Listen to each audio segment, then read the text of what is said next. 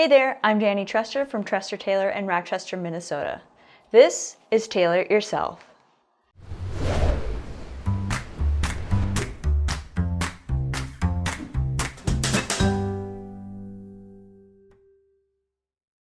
In this video, I'm going to show you how to sew a snap on a garment. This is a great way to invisibly make a garment more secure without losing any functionality. Snaps can be used on a lot of different garments. It just kind of depends on what kind of fabric you have and what the application is for, on the size that you're going to use. For instance, on this jacket here, I've used an extra large snap, not only as a design detail, but because it's a heavier weight coat.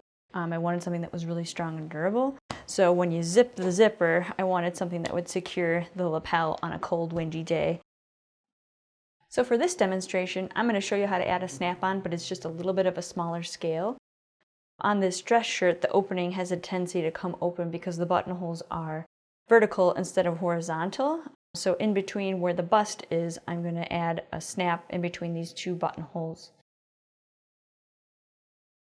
There's a lot of different kind of snaps that you can get. Depending on the fabric that you have and the color that you have, you could either get silver, black is really common, and for some lighter weight fabrics or lighter colors, you can get nylon snaps. These are just little plastic snaps that can easily be hidden on the inside of a garment.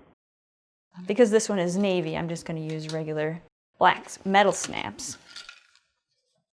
But I don't want something too big. It's going to create bulk underneath there that you're going to see when it is buttoned.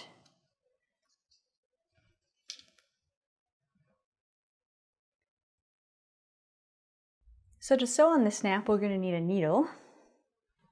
And I like to use tailor's chalk. That's going to help us mark the spot so that it's even on both sides. And you can use normal thread to sew this on, but I prefer to use hand sewing thread. It is a wax thread that doesn't tangle as easily as normal sewing thread will. So to start, we're going to figure out where we want to place that. It's going to go between these two buttons here. So typically what I do is button the garment or lap the garment if that's what you're going to be, wherever you're going to be putting this on. And kind of mark. By holding both together, sort of mark on either side across on where the placement will be, and that will keep it even on either side.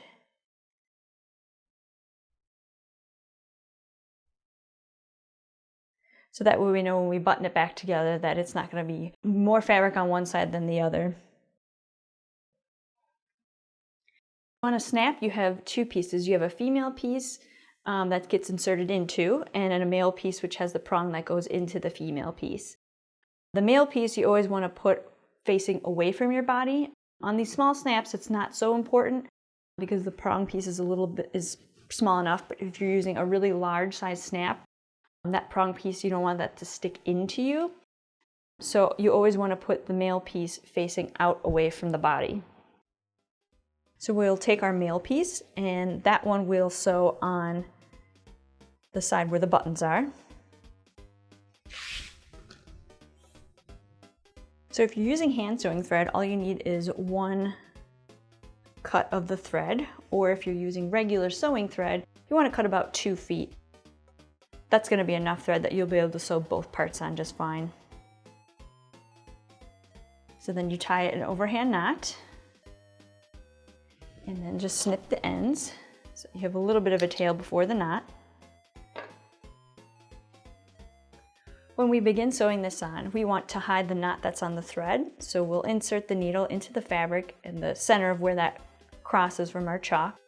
And then go about 1/8 of an inch and exit the fabric and pull that through so that the knot meets the fabric.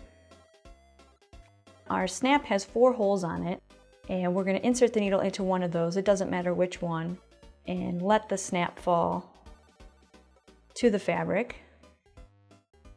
As we sew the snap on, basically what we're going to do is go in and out between the shirt and the holes on that snap and just sort of wind it around there.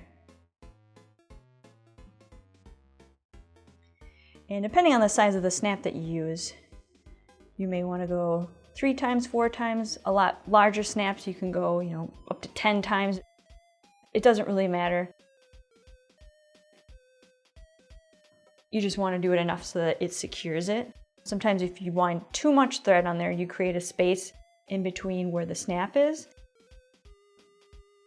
and it'll keep the two pieces from fully connecting,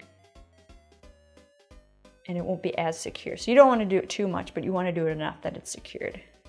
So I'm doing about 4 passes through each hole, just kind of catching the shirt as I go through each hole. And then once I have that secure enough, I stick the needle through the backside again, but angle it towards another hole, and then exit.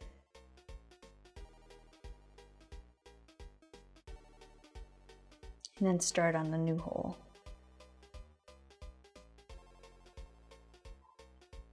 Every time I go through, I'm making sure to catch a little bit of the shirt.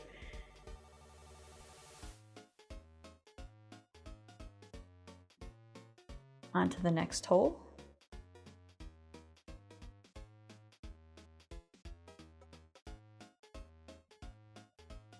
So I'm kind of holding it with one hand and going around.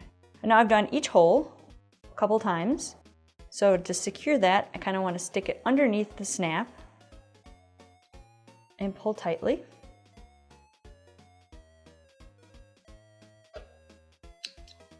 And then snip that off so you have about 3 inches or so. So you have enough room for your hands to get in there and tie it. And then just kind of do a couple overhand knots and pull it tight. And then snip that off. And that'll hide that ending knot underneath the snap on that side. So to do the other side, we'll secure the end of our thread again that we cut off. We'll take our female side.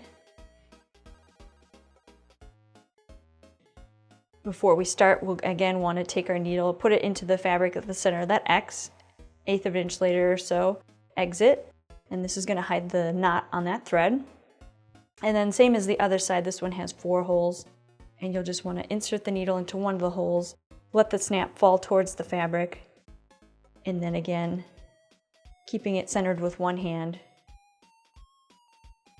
insert the needle through the shirt into the hole of the snap, and then pull the thread tight. And then you'll go just around 3 or 4 times.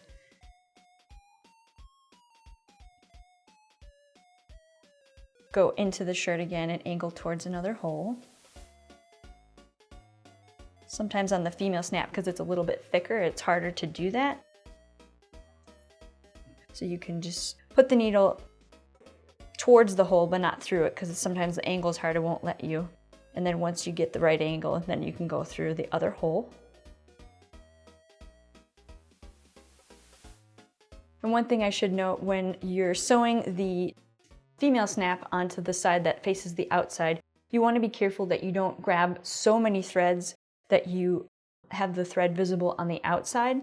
This placket, or the edge where the buttonholes are, has 2 layers of fabric, this inside and the outside, and I'm only inserting the needle in the very inside. Because it's a darker color, if we did go through the outside, you wouldn't see it as much. But on lighter colored fabrics, you do notice that, so you just want to be mindful that you're not sticking the needle through all the layers, just enough that it's hitting the inside layer.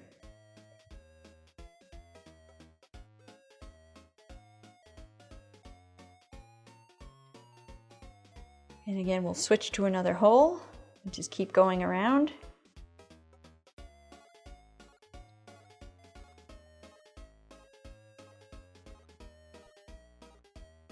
Every now and then you can flip it over to the other side and check that you haven't put any thread to the other side.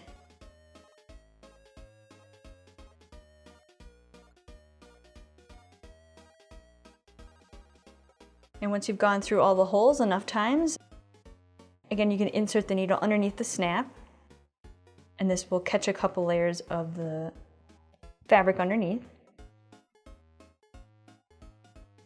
And then again, snip it off about 3 inches for tails. A couple overhand knots to secure that. And snip that off. And you can see our male and female parts on the shirt, and we can test it out. Snapping them together. And if we button that, we can see that it's not going to pull open as it would, or if it were separate, it kind of pulls like that. And the snap will keep it from showing anything you don't want to show.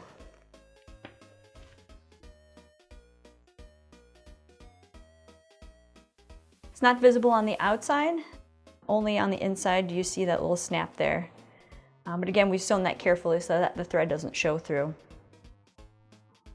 If you have some chalk marks that are left over, those should dissipate as you wear and wash them, but if you want to get them off right away, you can hit it with a little bit of steam on an iron, or if you have a hair dryer, you can just kind of run it over there and it'll disappear the chalk.